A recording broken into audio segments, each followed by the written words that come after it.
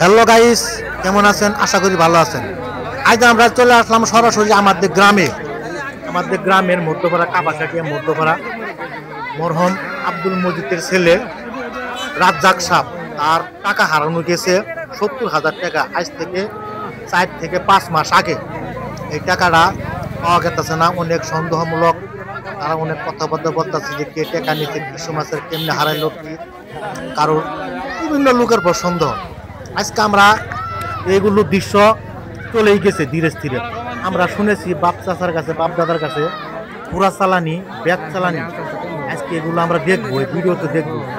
তবে খুরা চালানি, ব্যাগ চালানি হয়েছে পুরা ব্যাগ খালি ঘুরে ঘুরে তাদের ঘরের ভিতরে যা, তাতে মাতবররা বুঝতে পারলো যে এই টাকা এদের ভিতরেই আছে বা এদের ভিতরে নিচে।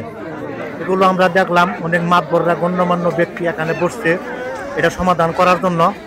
তবে হয়তো বা সমাধান হয়ে যাবে, কারণ পুরা ব্যাগ যখন ছাড়ে, কবিরাজ যখন সরিষে ফু দিয়ে ছেড়ে দেয়, আস্তে আস্তে খালি ওকে ঘরের ভিতরেই যা।